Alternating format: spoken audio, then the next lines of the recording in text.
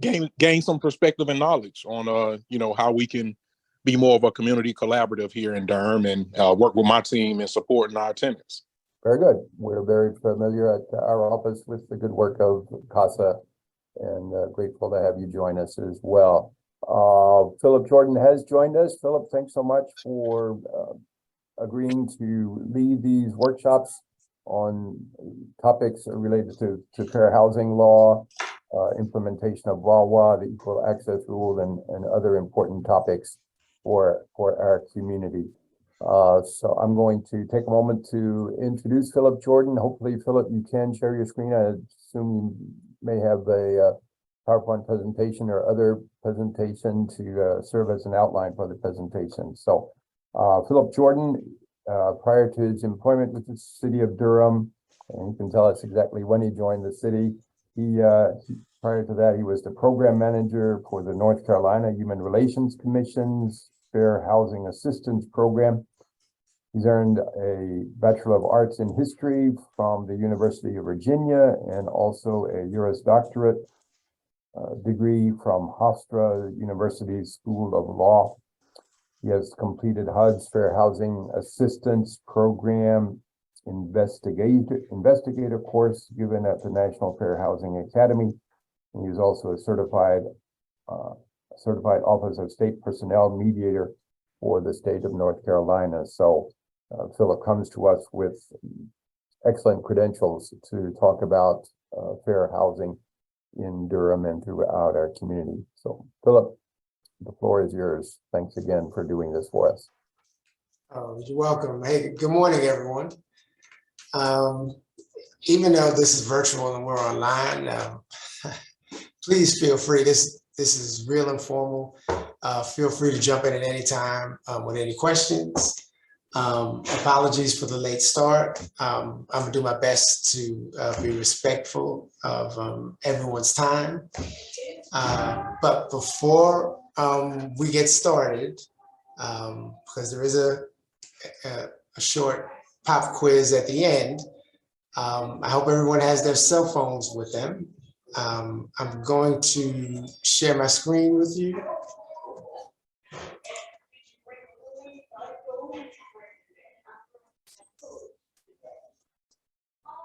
Can everyone see my screen? Not yet, I don't see it.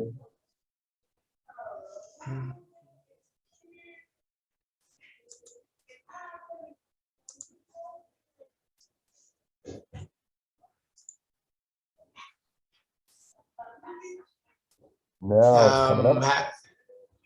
Yeah, we you have can see it now? Okay. Yes, thank you. So look, on your cell phones, and it is cap sensitive, what I'm gonna need you to do is type in Philip, P-H-I-L-L-I-P, then J-O-R-D-A 250. I'm gonna need you to text that to 22333. Once again, text Philip with 2 L's, J-O-R-D-A 250 to 22333.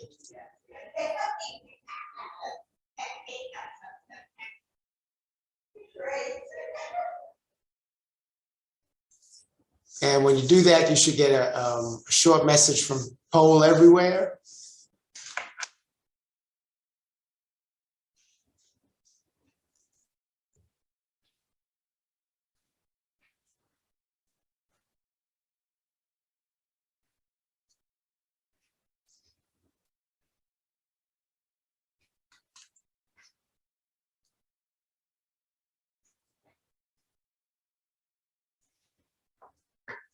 How is that working for everyone?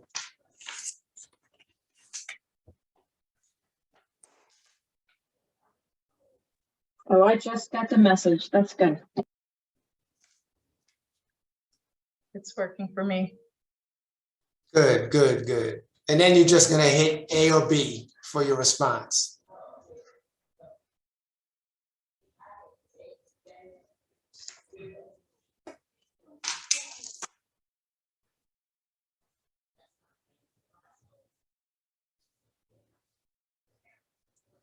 Okay, is that working for everyone?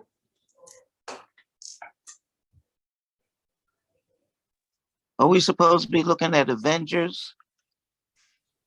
Am I on the wrong page? Yes, no? Anyone having a problem? Yes, could you repeat the information again?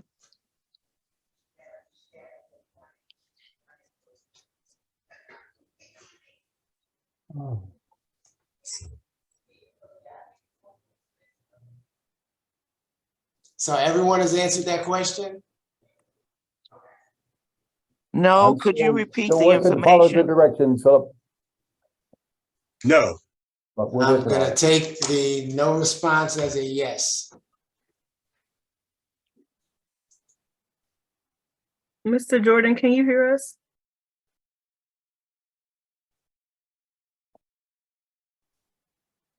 Let's go. Law and Order, SVU, or Criminal Minds?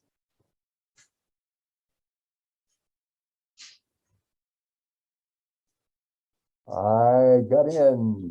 Now let's see. Getting the poll. Okay, let's do one more, just in case. And if you're having a problem, please let me know. Bacon or sausage?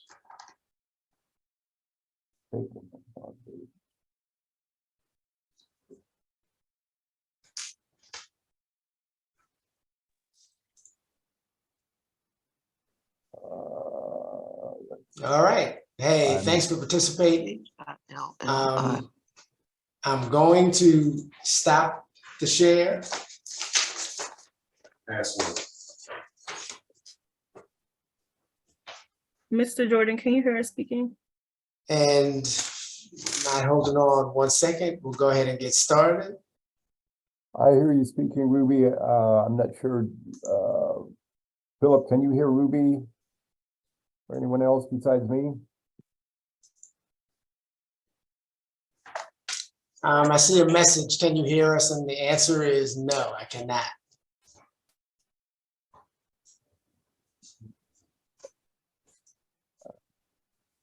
But when I look, everyone is still muted.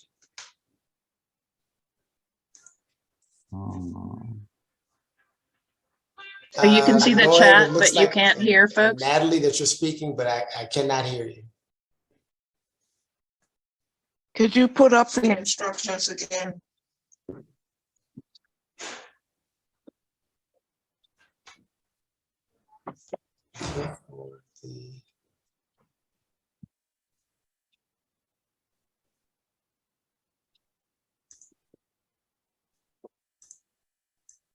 Someone say something. Hello? Hear us? Good morning. Oh, good morning. I can hear you now. Trying Right. desperately to get into the workshop, desperately. All right. Good morning. All right. So I can hear you now. I take it everyone can hear me. We can hear you, yes. Okay. It sounds like you can hear us now. All right. So I'm gonna do my best to be respectful of everyone's time. So what I'm gonna do is I'm gonna start with the biggest section, which does cover, actually falls into equal access and VAWA. So I'm sorry, I gotta share my screen again.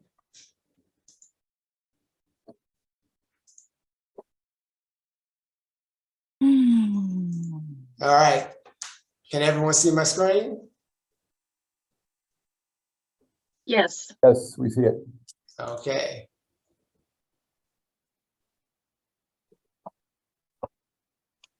So again, come on.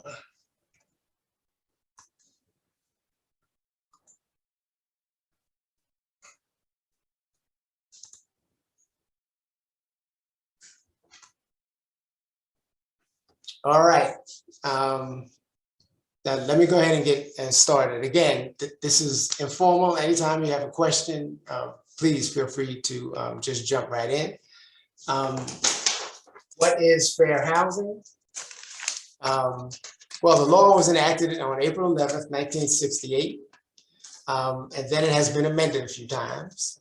The law covers housing, all housing, not just HUD-funded housing, financial institutions, as well as home insurance agencies.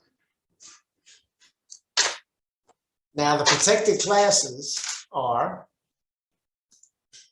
race, color, religion, national origin, sex/gender, disability, and familiar status.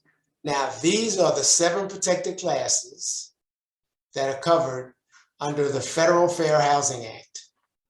The City of Durham's ordinance also covers the same 7 protected classes, okay? Once again, it's race, color, religion, national origin, sex, disability, familiar status. Now, the City of Durham actually has extended protection to 4 more classes, okay? Those 4 classes would be gender identity, which means the actual or perceived gender-related identity, expression, appearance, or behavior, or other gender-related characteristics of an individual, regardless of the individual's designated sex at birth. Military status means being in active duty in or any reserve component of any branch of the armed forces of the United States, the state of North Carolina, or any other state, or being a veteran of any such branch of the armed forces. Protected hairstyle, which means any hairstyle, hair type, or hair texture historically associated with race, such as, but not limited to, braids, locks, twists, tight coils, or curls, cornrows, bantu knots, and afros. And the last protected class is sexual orientation, which means a person's actual or perceived emotional, romantic, or sexual attraction to other people, which includes, but not limited to, homosexuality, heterosexuality, or bisexuality. Okay, so with the city ordinance, we do have those 4 additional protected classes. Okay, once again, that's gender identity, military status, protected hairstyle, and sexual orientation. All right, familiar status. Now, this was an amendment that took place in 1988. It includes families with children under the age of 18, pregnant women, or the designee of the parent or other person having custody, provided the designee has the written permission of the parent or other person. Now, here are some examples of violations. Refusing to sell or rent to families with children or to families based on the number of children they have. Segregating families with children to a certain part of the neighborhood. Having unreasonable safety rules and policies targeted towards children. And charging different deposits for families with children. All these would be a violation.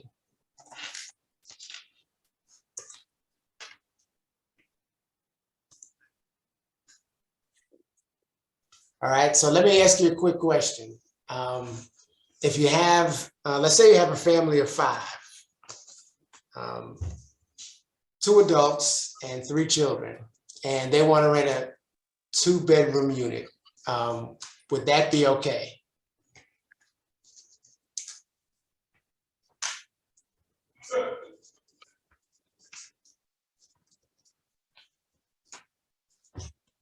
All right, let's say you have a family of 5, they want to rent a 2-bedroom unit. And I'm the landlord, and I decide to not rent them that unit. Would that be a violation of the Fair Housing Act? No, I believe it would not be, because I think my understanding is that you have a maximum of 2 persons per bedroom. So a family of 5, I think, would need at least a 3-bedroom unit. Okay, okay. So you're saying that the landlord would be safe? Because a family of 5 would need 3 bedrooms. That's my understanding. Okay, and how about, does anybody else want to weigh in on that? Agree. You agree? Okay. Yes. Disagree. And why do you disagree? Because it seems like you would be discriminating based on family size. Okay, okay. Anyone else?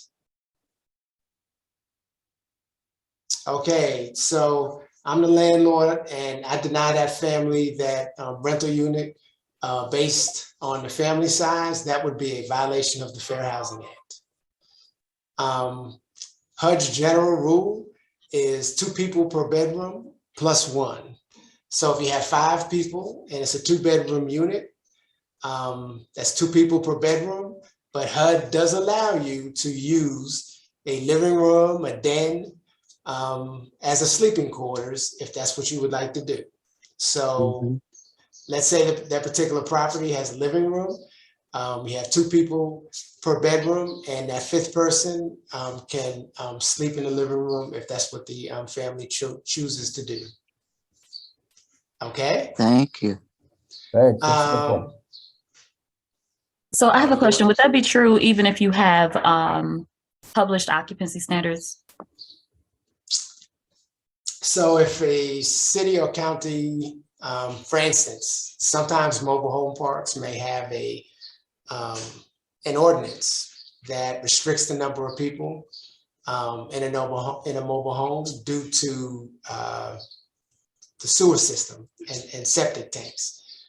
And for instance, let's say you have a mobile home that has 3 bedrooms, and that would be 6 people plus 1 potentially. But if the ordinance says no more than 5 people, and you limit occupants to no more than 5, then you would be okay, because there is an ordinance that states no more than 5, and it has to do with a legitimate reason, because there's a legitimate business reason. The sewer system just can't handle if you allow more than 5 people into a unit. Is that the type of thing you were talking about?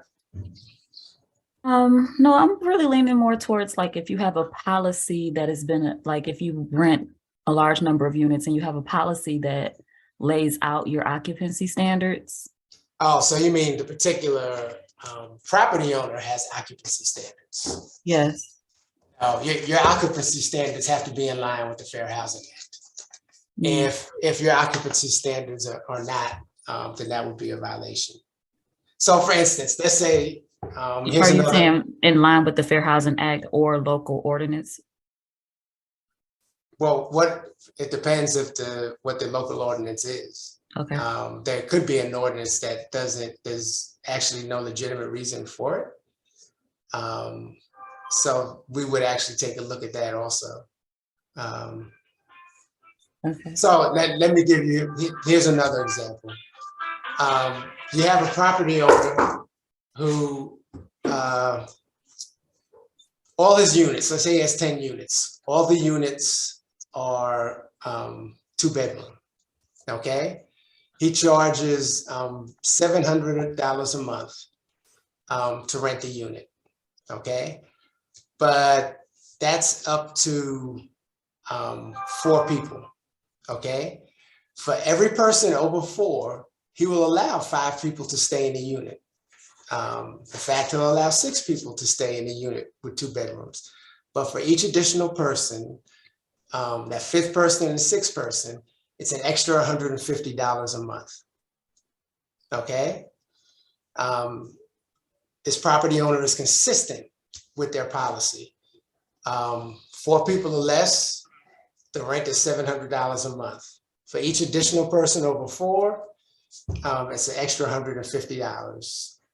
That's his policy. Would that policy be allowed under the Fair Housing Act? No. And why not? You're saying no. Why do you think it would not be? Because it's the Fair Housing Act, it doesn't conform with the Fair Housing Act. Okay. Fair and- Housing Act says 4+1, then that's what you have to allow. Okay, okay. Anyone else?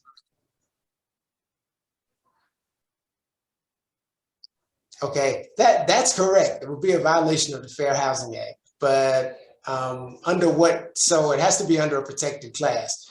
What protected class could you have that would amount to a violation of the Fair Housing Act? Familial status.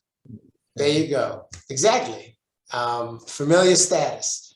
And familiar status would be the protected class that someone could file under, because that particular policy is going to affect who more than anyone else? Families with children.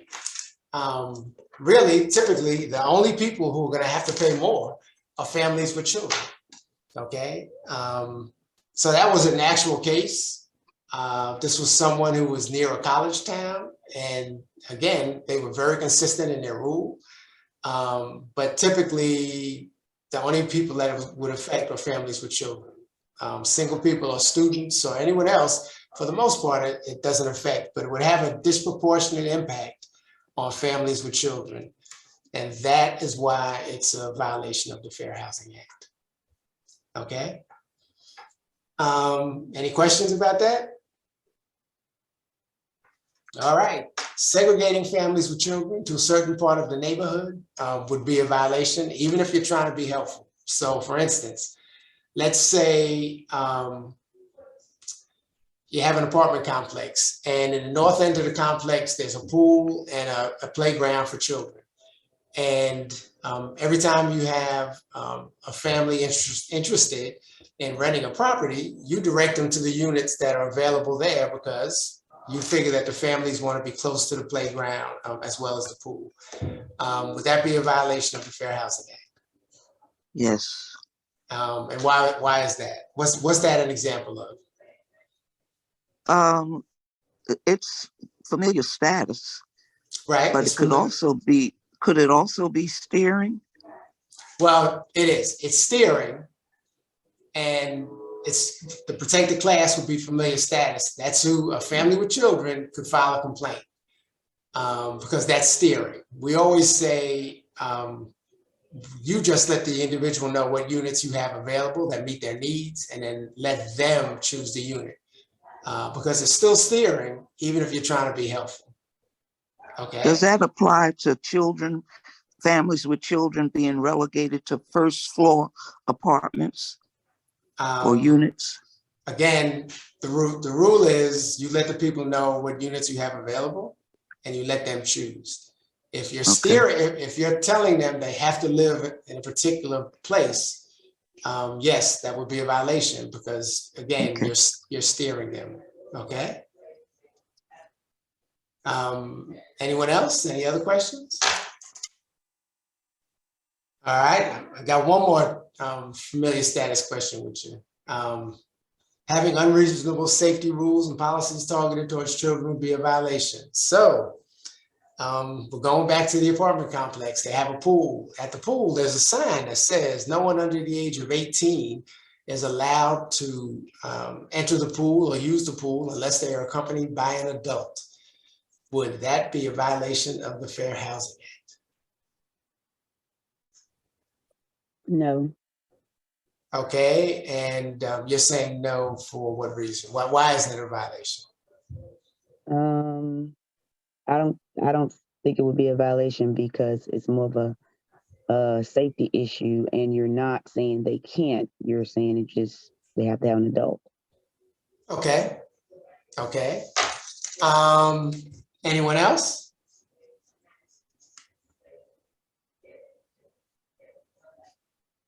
Well, you categorize that as unreasonable safety rules. So does that apply? Does that indicate that the rule is not in conformity with fair housing? I'm not sure about that. Okay. Well, does anyone think that rule would be unreasonable? And if so, why? Well, let me ask you a question. Can a 16-year-old be a lifeguard, be a certified lifeguard? Yes. Think so. Yeah, Mhm. a 16-year-old can be a certified lifeguard. Okay, so that means a certified lifeguard who does not come down to the pool with mommy or daddy would not be allowed to use the pool. Does that seem reasonable to you? So, seems unreasonable. Right. Yeah. So if you see that sign at a pool, that is a violation of the Fair Housing Act. Now, there is an age, you can have that sign, but what age do you think it would be reasonable to have that type of policy where a child cannot be there unless they're accompanied by an adult? What age do you think? Is Under age reasonable? 16. Under 16? Okay. You're on the right track. Anyone want to take a stab? Just be a little more specific. Because I'll tell you, if you say 15, you're still kind of pushing the limits. You know, what do you think some courts have decided is reasonable in that circumstance? Well, under 18? It would be under 18, but you got to be specific because the 16 would still fall in there if you say under 18. Sounds like we're moving towards 14 and under. There you go. If you had a rule that said 14, that would be in compliance with the Fair Housing Act. Okay. But typically, if you go over 14, definitely 16, 15, you still may get in trouble. So typically, if you have 14, you're fine. If you have 13, you're fine. But definitely not 16, 17, or 18. Okay. Charging different security deposits for families with children, again, that would be a violation of the act also. There are some exemptions to the Fair Housing Act, and I'll just touch on them real briefly. Clubs and religious organizations are exempt as long as for instance, the religious organizations do not discriminate based on a protected class. The Mrs. Murphy rule, you have a house. You also have a basement. You live in the upper part of the basement and you rent out, you live in the first floor of the house and you rent out the basement. You would be exempt from the Fair Housing Act. Now you lose that exemption if you make a discriminatory statement to the individual who rents the bottom portion of the house. But as long as you don't make a discriminatory statement, the exemption still applies.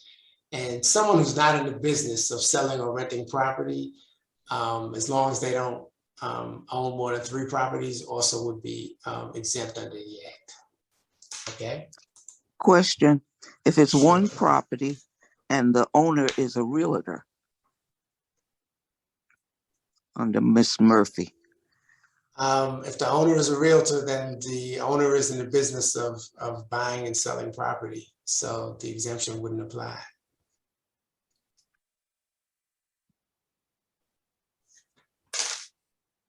Okay, because you are in the business of selling and renting property. Okay. Yes. Some common violations. Again, all these are based on, for the Federal Act, the 7 protected classes. For the City of Durham, you have 11 protected classes. So you refuse to sell or rent a property based on one of the protected classes. Different terms or conditions in buying or renting, based again on one of the protected classes, would be a violation of the act. Falsely state that housing is not available when it actually is, based on one of the 7 protected classes, is a violation. Sexual harassment, refusing to make modification or accommodations. This has to do with someone with a disability. That would be a violation of the act, or discriminatory advertising. Again, that would be a violation of the act. Okay. Could I ask a question about making moderations for a tenant's home? Sure. I understand that, if they request reasonable accommodation, that alterations can be made. But my question is it at the expense of the landlord or the tenant? Okay, so reasonable modifications are at the expense of the tenant, okay? Unless you receive federal funding. Now, if you receive federal funding, then the expense is not at the tenant. The expense then goes to the property owner, all right? And we're gonna touch on that a little more in a minute. Because that's the biggest, most of the complaints we receive would fall under the protected class of disability. Okay. Okay. All right. All right. Some other common violations. Some housing providers violate the law by being nice or considerate, suggesting families to move near a playground or where others like them live. Again, we touched on that earlier. That would be an example of steering. Recommending persons with disabilities to live on the ground floor would be a violation. Again, that's something we touched on earlier. You always let the person or persons know what units you have available that fit their needs, and then let them choose. And promising not to move a family with children over a current tenant, again, would be a violation of the act. Philip, concerning the ground floor requirements, are there any requirements, maybe it's an issue of zoning, requirement for having an elevator in apartment complexes? It's just up to the zoning? Yeah, that's going to be up to the zoning. Now, so there's nothing under the act that I'm aware of in their design and construction manual that reminds you to have that makes it where you have to have elevators. I'm trying to think, but I would have to, the design and construction manual is a little thick, but I can't say that I've come across anything where it is a requirement, okay?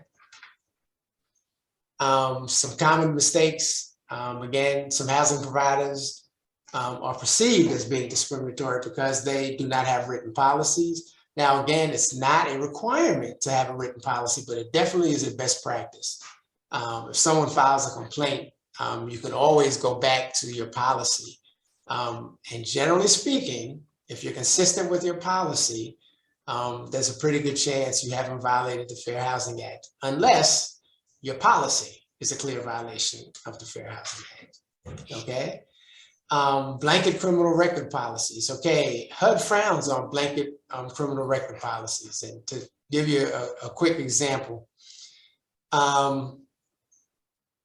let's say you have a policy, you do criminal background checks, and your policy is that your criminal background checks are, you go back 25 years. That would be a violation of the Fair Housing Act. There's no reason to go back 25 years when you do a criminal records check. So if you have that type of blanket policy, that is definitely a potential violation. Generally speaking, when it comes to doing criminal record checks, you're gonna say more times than not, you'll be okay going back 10 years.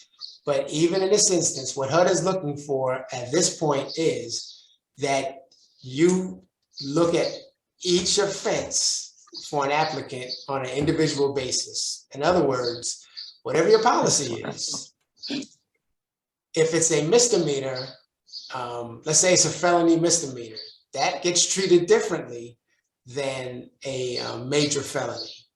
okay? That's one. The other thing, it has to be a conviction, not an arrest, because again, in this country, you're supposed to be innocent until proven guilty. So if you reject someone's application because they've been arrested, again, that would be a violation. That's not, an arrest is not a conviction, okay? So they really like to see that you have some sort of grid where you treat criminal offenses differently. So one offense, you may just go back 3 years. So if it happened more than 3 years ago, it has nothing to do with the person's application. But serious felonies, you could go back 10 years. So an example, we did get a complaint a few years ago. The individual, he and his wife filed a complaint. They had been living in an apartment complex. The husband moved, they had been separated. The husband moved back with the wife. So he had to give his information. They did a criminal records check. They went back 30 years. And he, yes, this is me. This offense, and it was a serious felony. But it happened 30 years ago. He had been released from incarceration 15 years. So he had been out for 15 years and had been a model citizen. On top of that, he also was a paraplegic by the time that his application came up. So what was the danger? What was the fear? Going back 30 years is too far. So again, that's a violation of the Fair Housing Act. Okay, any questions? All right. Again, some other common mistakes: not to train staff on the uniform application of policies, and not training all staff, including maintenance personnel, when it comes to the Fair Housing Act.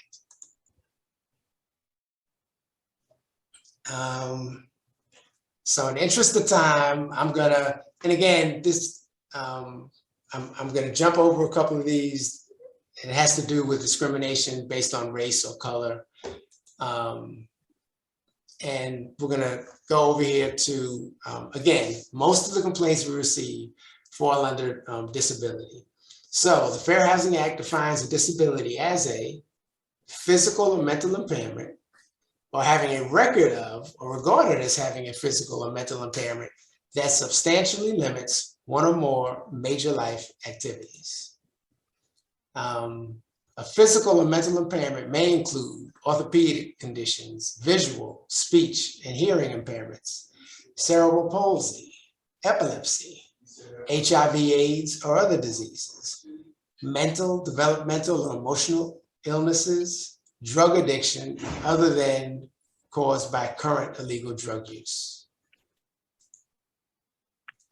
Reasonable accommodations. Now, a reasonable accommodation is a change, exception, or adjustment to a rule, policy, practice, or service. It must be necessary for the person with a disability to have an equal opportunity to use and enjoy a dwelling, including public and common use areas. The request must be reasonable, which means there's no undue financial or administrative burden, does not fundamentally alter the business's operations, and there must be an identifiable nexus. All right, so when it comes to the protected class that falls under disability, most of the complaints deal with reasonable accommodations, okay? When it comes to a reasonable accommodation, the very first thing you have to remember is the person must be disabled, okay? If the person has a non-visible disability, you can ask for some additional information or documentation that verifies, number one, that the person is disabled, but it also should let you know that there's a disability-related need for the accommodation, okay? So first thing, person must be disabled. Now, if the person has a visible disability, and you ask for some additional documentation to verify that they're disabled, that's a problem. That would be a violation of the act.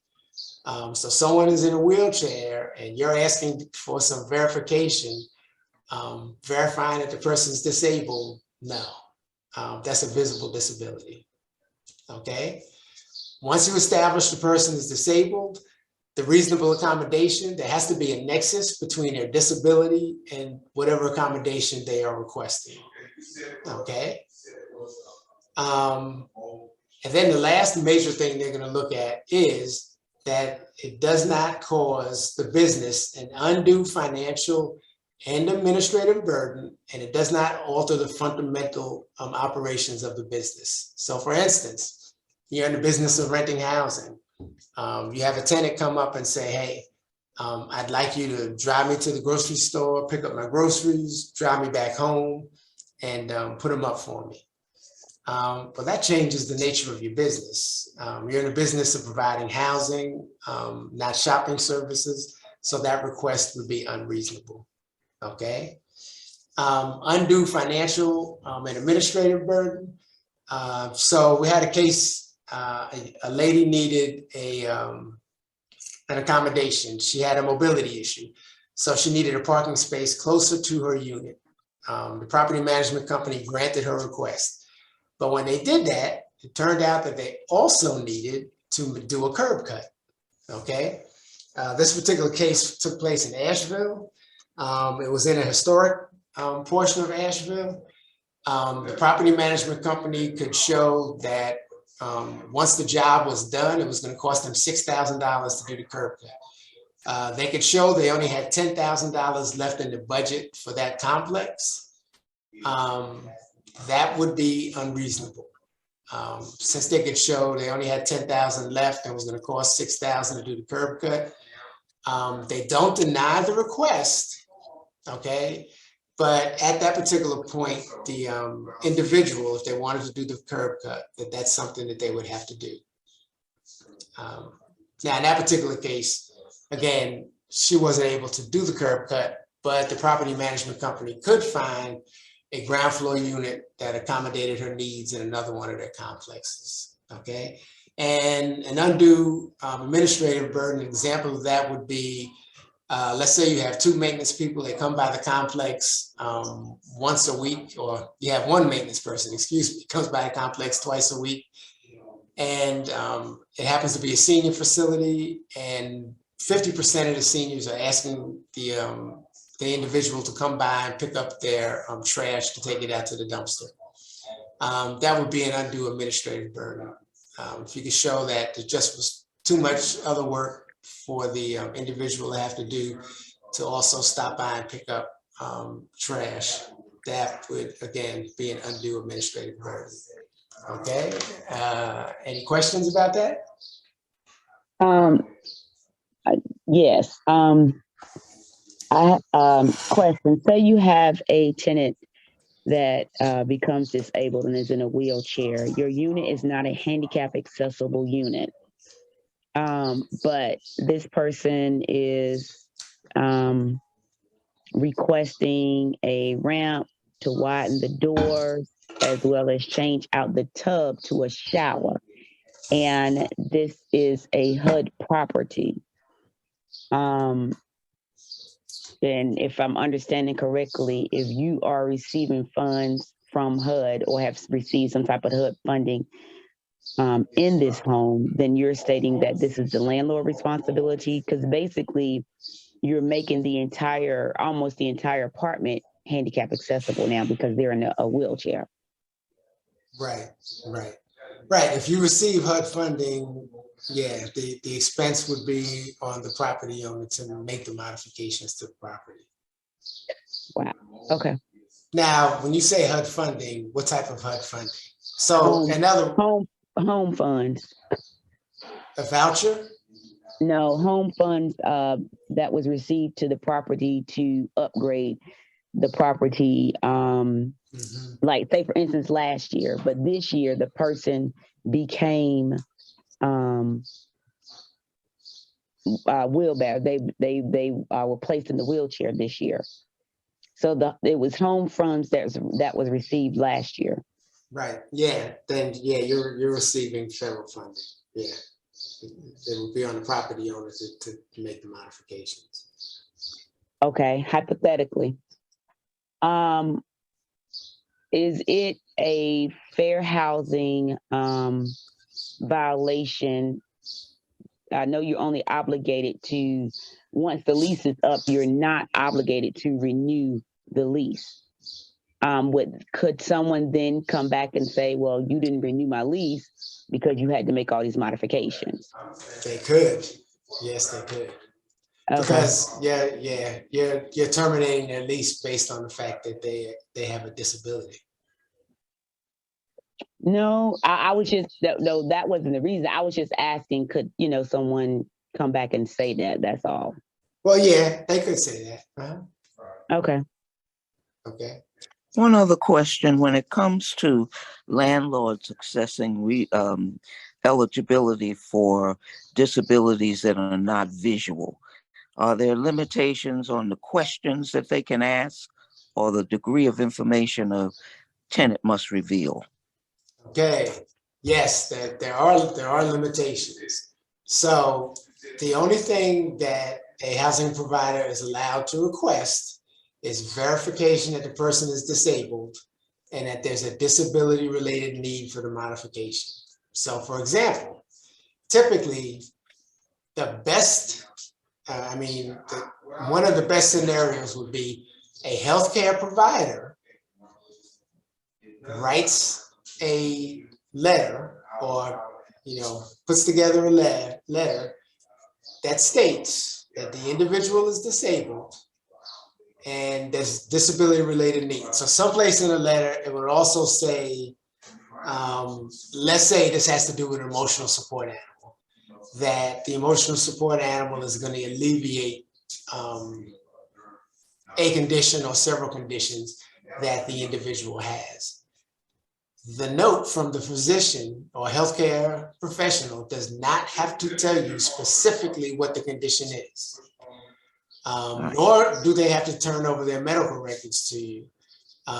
Again, you really just need a note that says that the person's disabled and the person has a disability related need.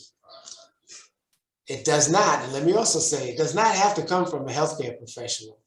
An individual, and I'm going to use an example of a parent who has a child with autism.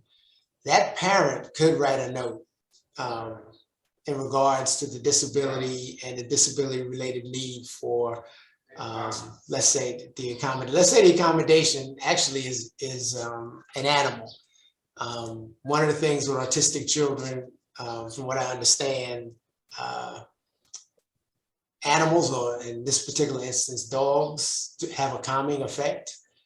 But again, it wouldn't have to come from a healthcare professional. It could come from the parent or a parent. Okay. For us, a lot of the reasonable accommodations have to do with assistance animals, a service animal or emotional support animal. Does anyone know the difference between a service animal and an emotional support animal?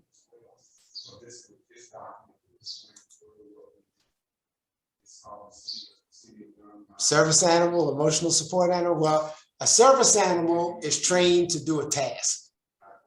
Okay. An emotional support animal is not trained to do a task. Again, it has to do with alleviating some other condition that the individual suffers from. Okay, so seeing eye dogs, again, are trained in a task. One of the things that we do try to get people used to, what we traditionally think of as service animals, also is changing. Miniature horses are being trained to be service animals. So don't be surprised if you see a miniature horse as a service animal. There is a big advantage to having a miniature horse as opposed to a dog. Anyone care to take a guess at what the advantage is?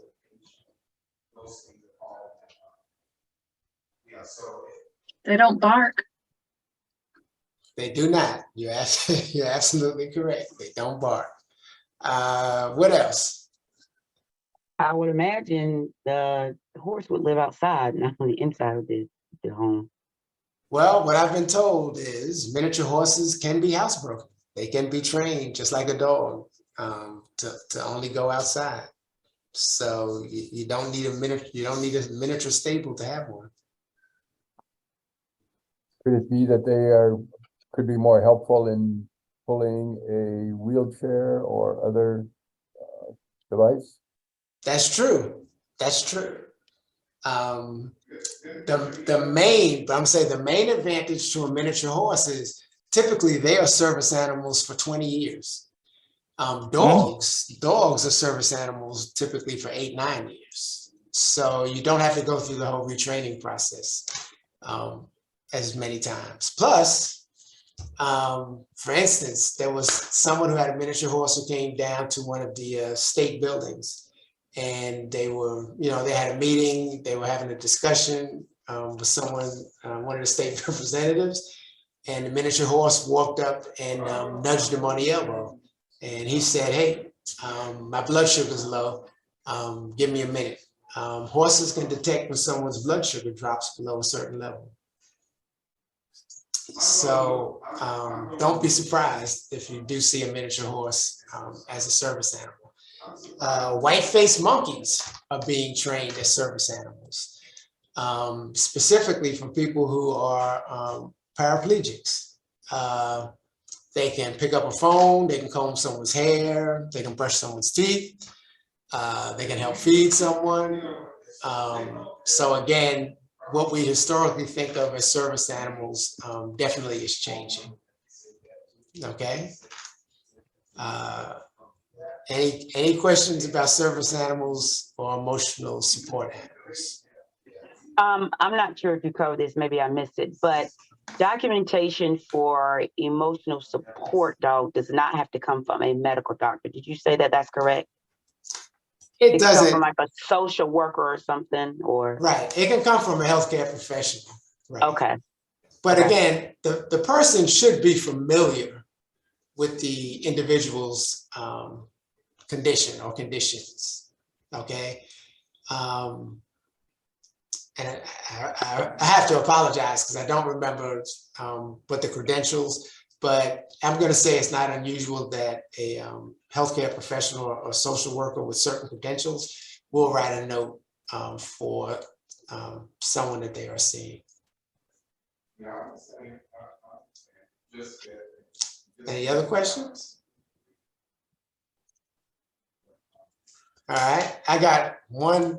Well, now that we know what reasonable accommodations are, got another question for you. I'll try to make this quick. So you have a tenant living in a property. The tenant has the medication they're supposed to take. They stop taking their medication. It causes them to assault. He assaults his wife, grabs a loaded rifle, walks across to a park across the street, causes a commotion, ends up getting arrested. Okay? Receives notice from the property management company that he's being evicted. He's no longer allowed to live there. Okay? He comes back at a later date and submits an application for a unit at the same complex. Okay?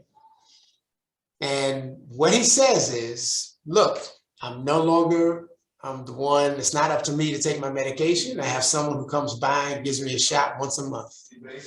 I'm also enrolled in a substance abuse program, and you will receive updates in regards to my attendance and that I'm doing everything that the program requires me to do.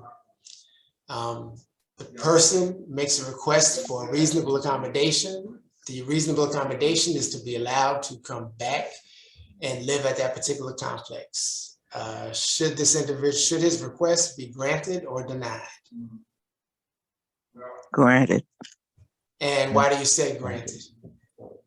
Because he's done all of the things that need to be done in order to mitigate the negative consequences. Okay. Anybody else have an opinion?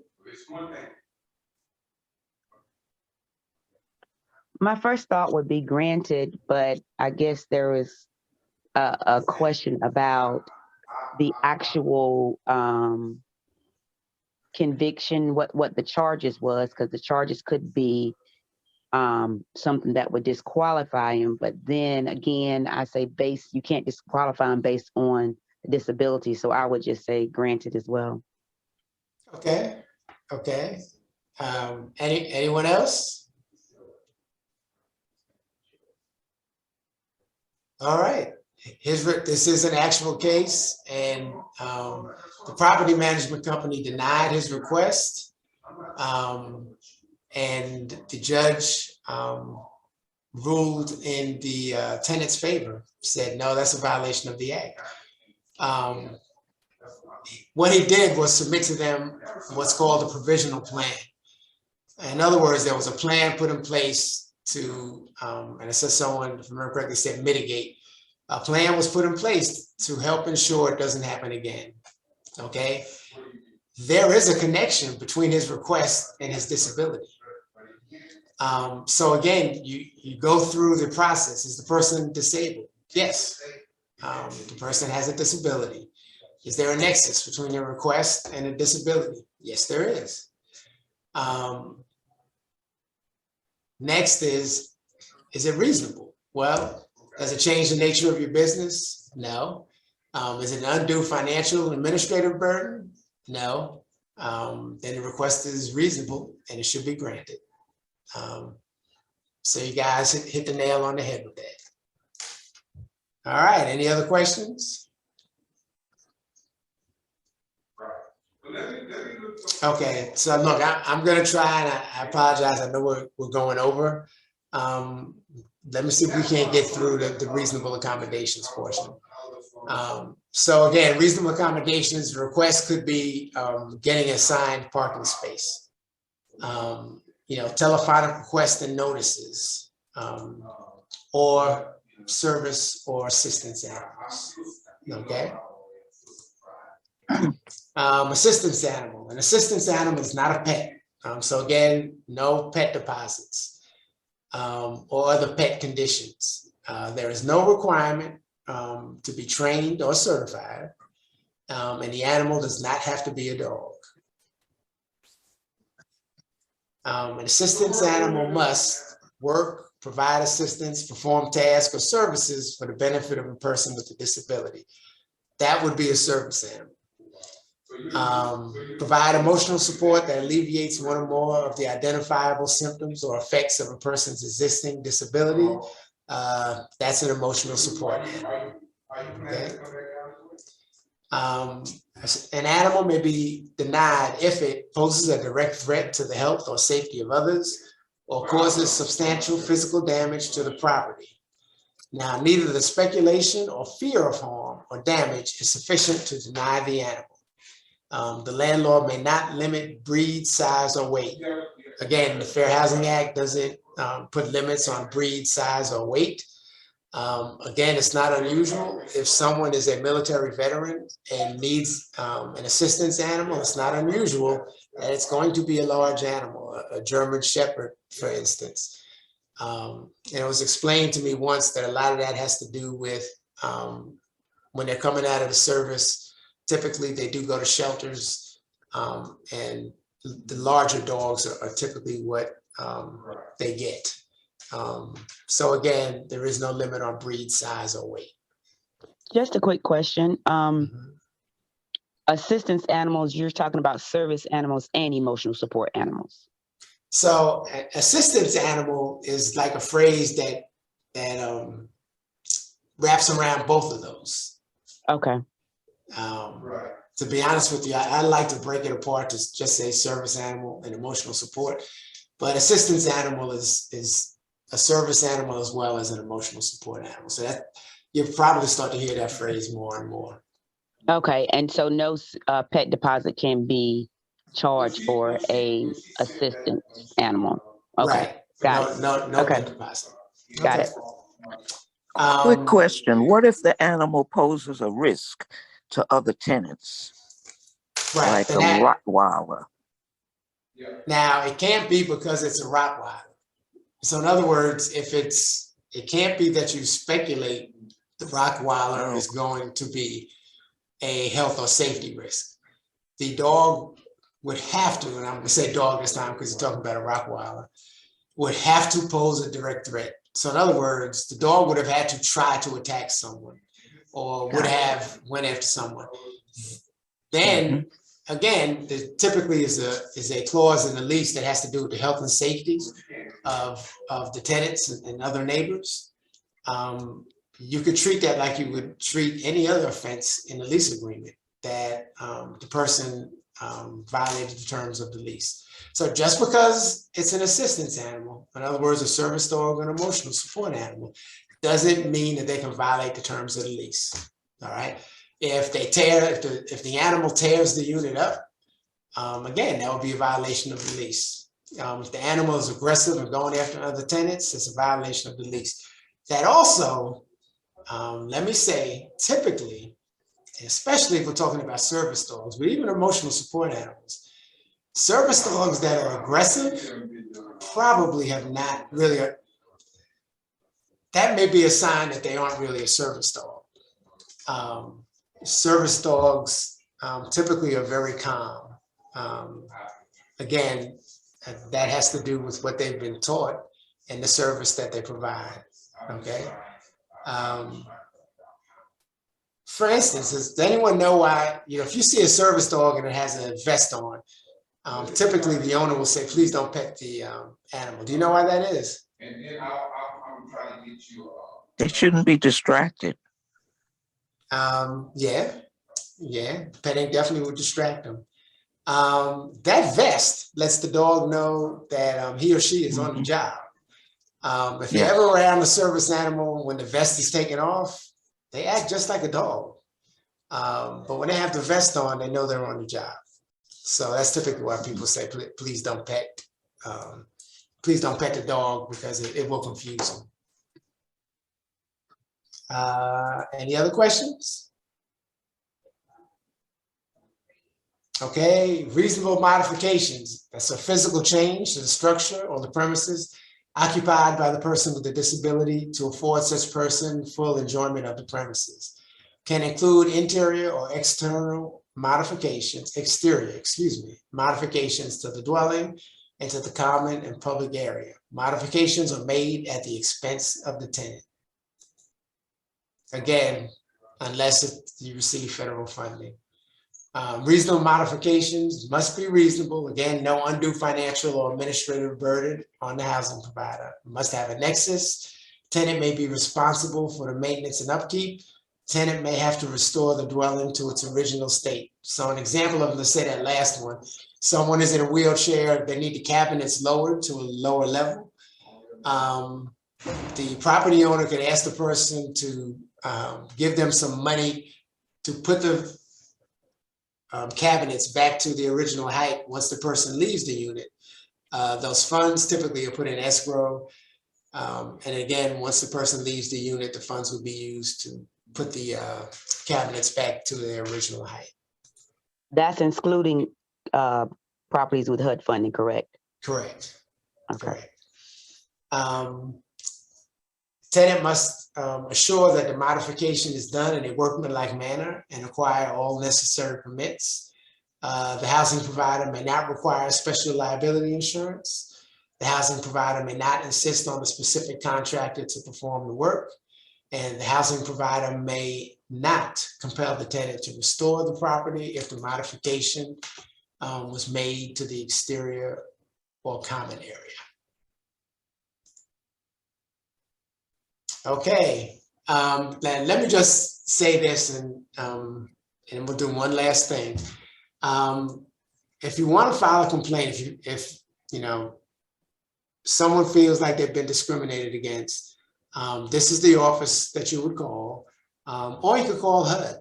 And as long as the property is located within the city limits for the city of Durham, HUD is going to forward it to us. So whether you call us directly or you call HUD, the complaint will come to us.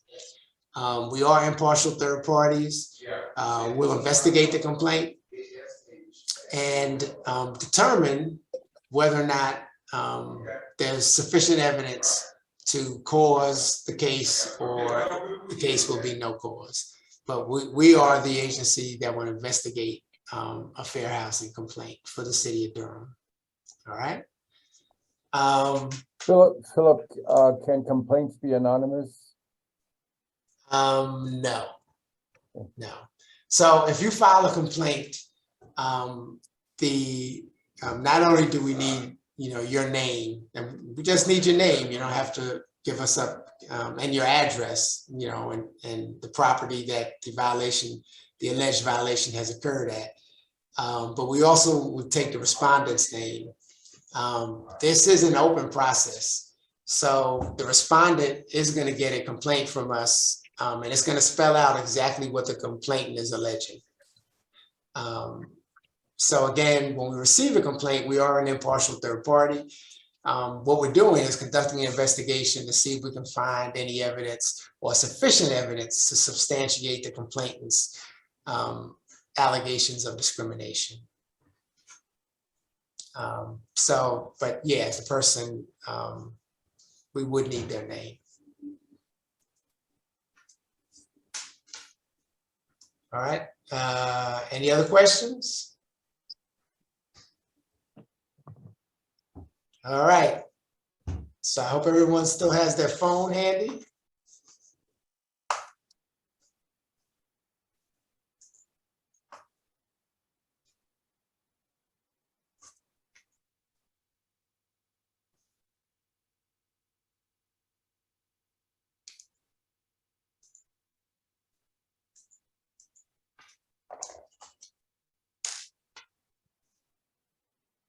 All right, got one last thing for you to do.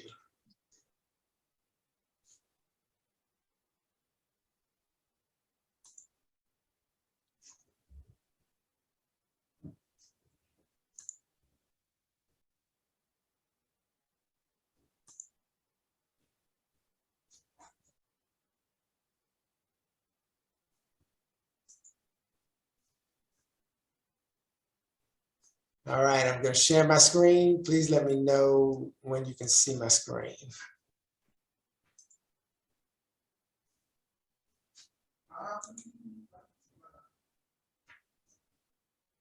All right, can everyone see my screen? Yeah. Mm-hmm. All right. What class of persons is not protected by the Federal Fair Housing Act? Veteran status, familiar status, sex, or race. What class of person is not protected by the Federal Fair Housing Act? A, B, C, or D?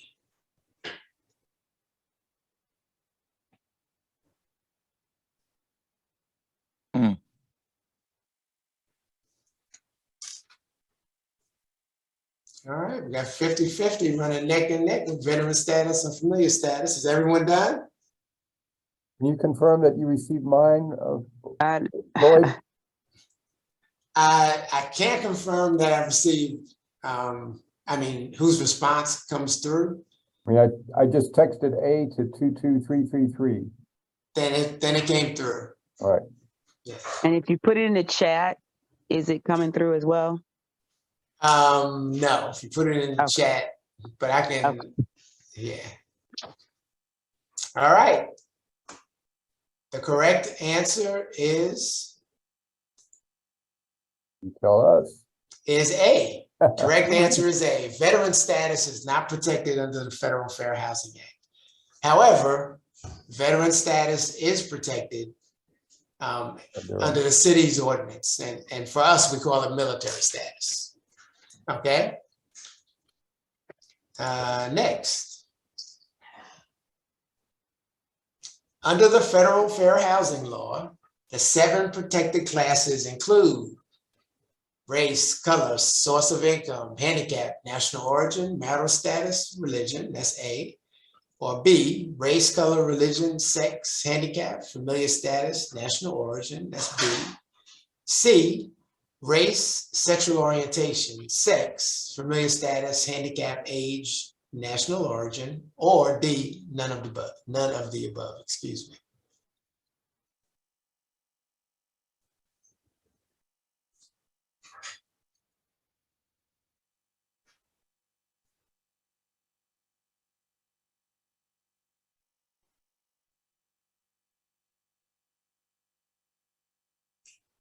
Uh-oh, we got A, B, C. All right. Everybody done? The correct answer is B. Under the federal law, the 7 protected classes are race, color, religion, sex, handicap, familial status, and national origin. Okay? All right, next. Which of the following are violations or potential violations of the Fair Housing Act? A seller tells you he doesn't want to sell to African Americans. A sales associate puts the phrase adults only in MLS listing, both A and B, or D, none of the above.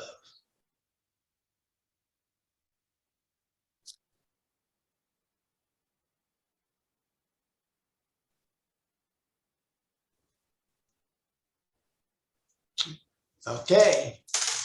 The correct answer is C, both A and B.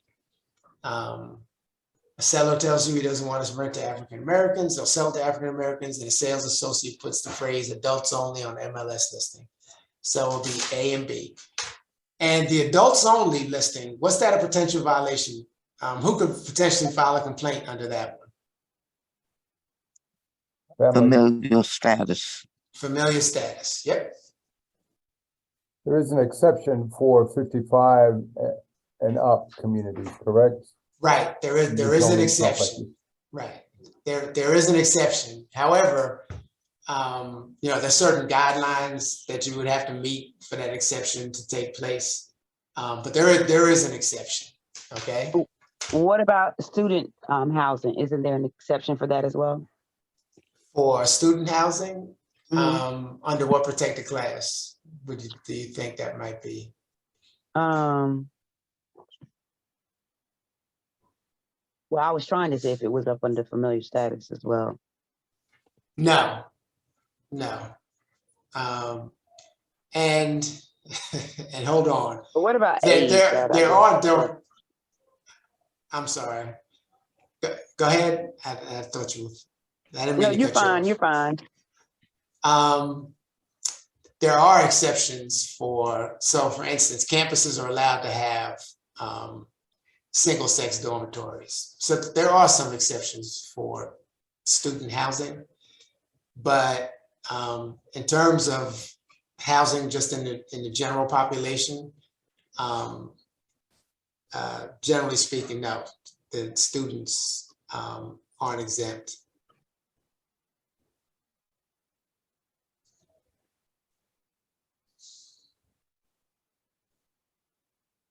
Okay.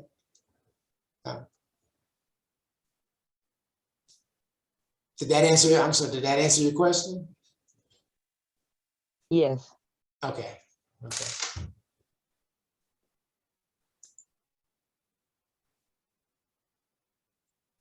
Some properties may prohibit children from occupying their units. True or false?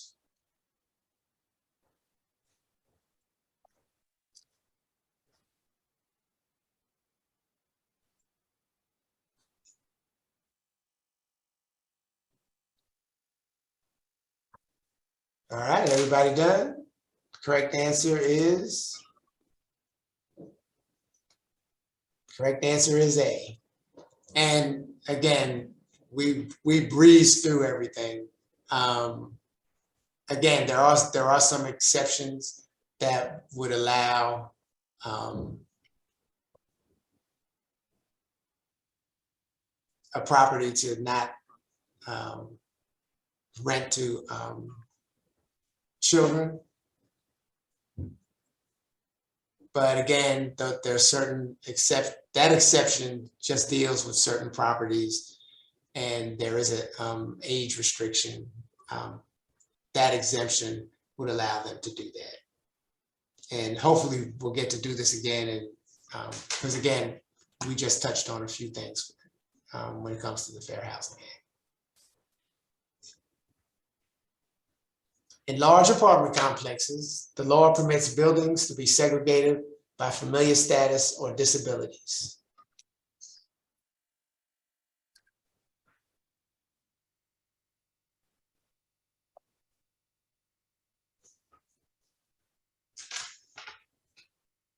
All right, the correct answer is B, false. Okay, remember, you can't segregate based on one of the 7 protected classes, or in the city's case, the 11 protected classes. All right. Once a landlord permits an accommodation for a person with a disability, he or she must provide the same for all others in the complex. A, true, B, false.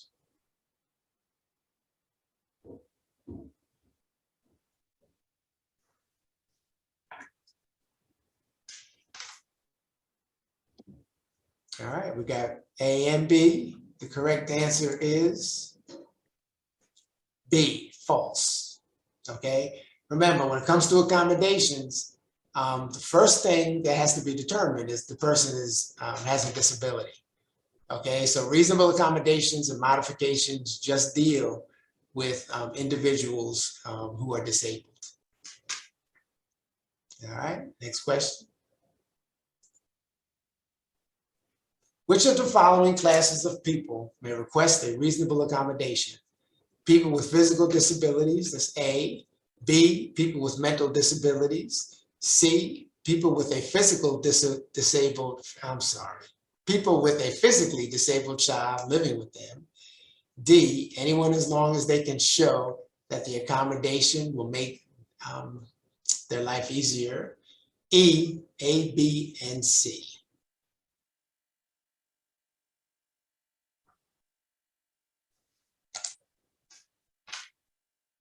All right, the correct answer is E, A, B, and C.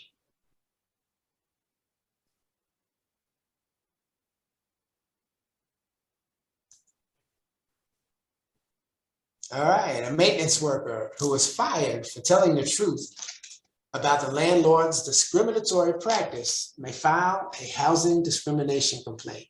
A, true, or B, false.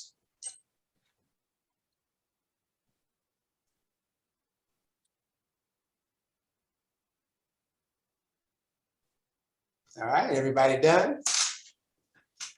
The correct answer is true.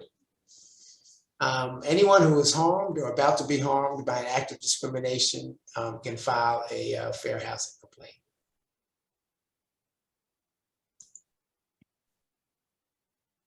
A family of 5 with 3 children can occupy a 2-bedroom unit. A, true, B, false.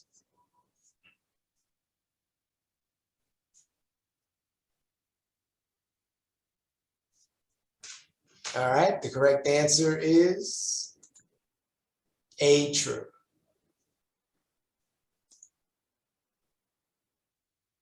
When a potential home buyer wants to know the racial makeup of neighborhoods or schools, the realtor should respond by saying, A, I believe the neighborhood has a few Hispanic families. I can check and get back with you. B, the Fair Housing Act prohibits me from providing that kind of information. I recommend you contact the school district, municipal government, or local library. C, I wouldn't worry about that. The neighborhood is safe and the schools are good. Or D, residents in this neighborhood value diversity. You'll fit right in. We all done? Correct answer is B. The Fair Housing Act prohibits me from providing that kind of information. I recommend you contact the school district, municipal government, or local library. What if the individual says, hey, they want to know what the crime, if there's any crime in the area? Where's the best place for a potential home buyer to get that information? Police department. Police department, right. So we always suggest that, realtors steer away for those type of questions.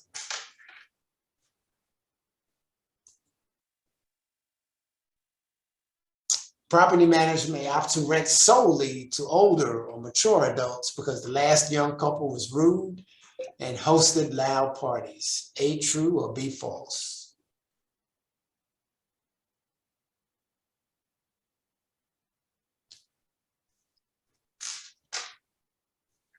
All right, the correct answer is B, false.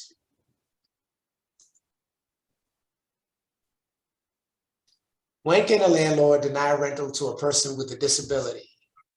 A, when the tenant poses a direct threat to other tenants or property, when the tenant's disability would prevent him or her from getting to their unit without danger, i.e. climbing stairs. C, when the tenant has a history of violent acts in their previous community. D, when the disability was caused by a self-inflicted gunshot. E, when the landlord knows that the tenant will ask for an accommodation, or F, both A and C.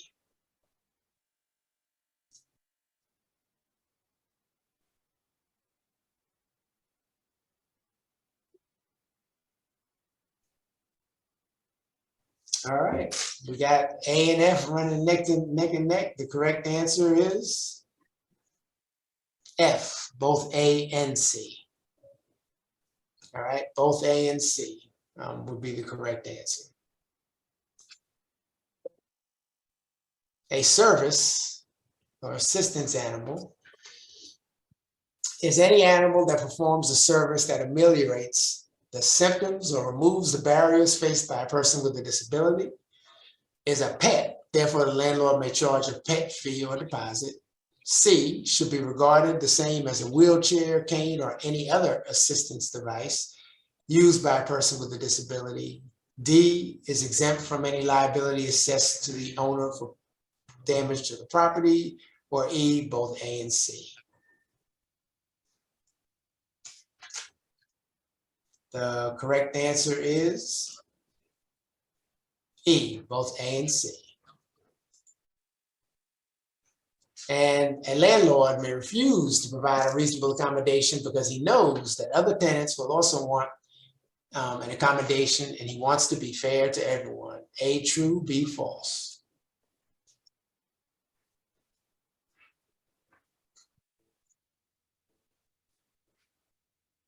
And the correct answer is B, false.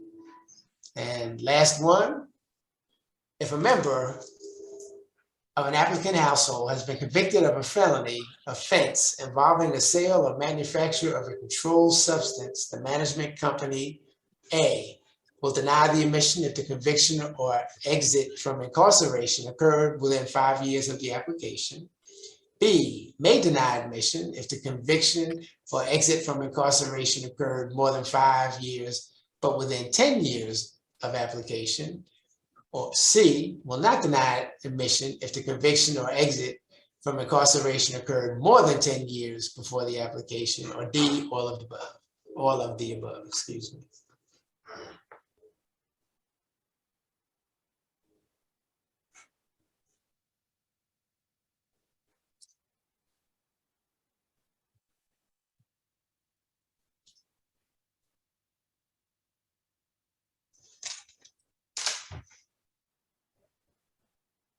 All right, we're all done. The correct answer is D, actually all of the above. These all would fall under HUD's guidelines in terms of certain things they're looking for in the grid and treating convictions differently and not everything the same. So the answer is all of the above.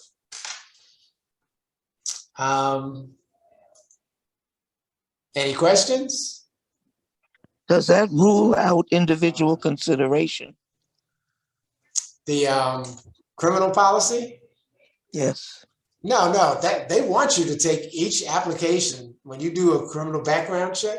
If something comes up, they want you, I mean, ideally at that point, you would meet with the individual and have a discussion in regards to what occurred and what they've been doing since they've been released from incarceration.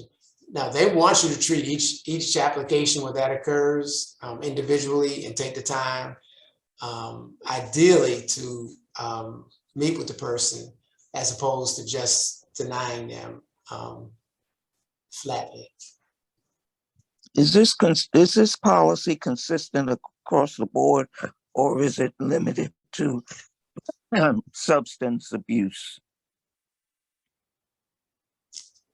We're talking about the criminal background check? Yes. Now, it would apply to anything. In terms of a conviction,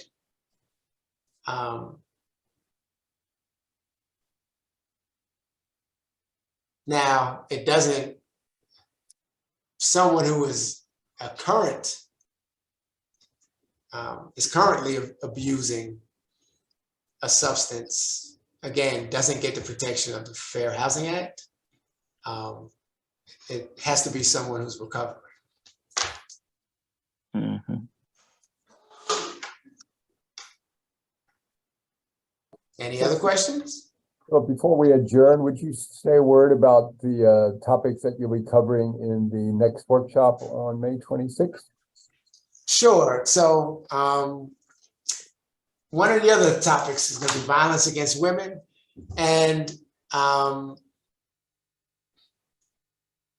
the way it fits in, HUD recently has sent out a new notice. It really doesn't change anything as far as FAPS, and that's what we are, federal housing. We're part of the Federal Housing Assistance Program. When it comes to violence against women, again, that would fall under sex in the Federal Act. With the City of Durham, it also may fall under gender identity or sexual orientation. But in certain circumstances, you would be able to file a complaint under the Fair Housing Act. But you also may be able to file a complaint under Violence Against Women Act. Now, we wouldn't be able to investigate that, but if that were to occur, we would let HUD know about the complaint we're investigating, and HUD's federal office would take up any claims that would fall under Violence Against Women's Act that we could not investigate because it's outside our jurisdiction. So next time, we'll go ahead and touch on that some, and also touch on the equal access rule. Very good. So, okay. All right. Thank you very much. Appreciate it. Mr. Jordan, Yes. what protections are there for seniors in housing? When you went through the protected classes, both in the city and federally, I don't remember you saying anything about age. Well, age is not a protected class. So the City of Durham has a master plan for aging, which assures seniors will not be discriminated against. So I guess the next step for seniors would be to make sure that they include age in their protected classes, since there is a master plan for aging in Durham and Durham County. But thank you. That's very interesting. Oh, okay. That explains a whole lot. Thank you so much. Oh, you're welcome. You're welcome. Any other questions?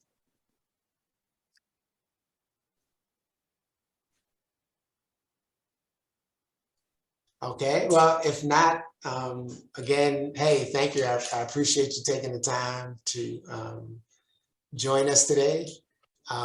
If in the future you have any questions, always feel free to give me a call.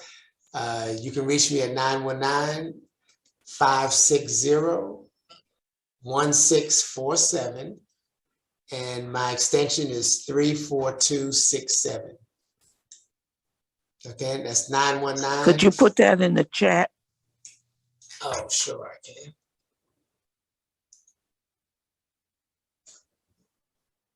We really appreciate your presentation today. The information was excellent. And the quizzes were great as well. Helped us reinforce the information you've shared. So thanks so much. And we look forward to having you with us again on May 26th. Appreciate the presentation today and your good work in our team. Oh, thank you. I appreciate you having me. Great. Thank you so much. Okay, enjoy the rest of your day, everybody, and have a great weekend. Keep up the Thank good you. work. Okay, thanks, everybody. Bye-bye.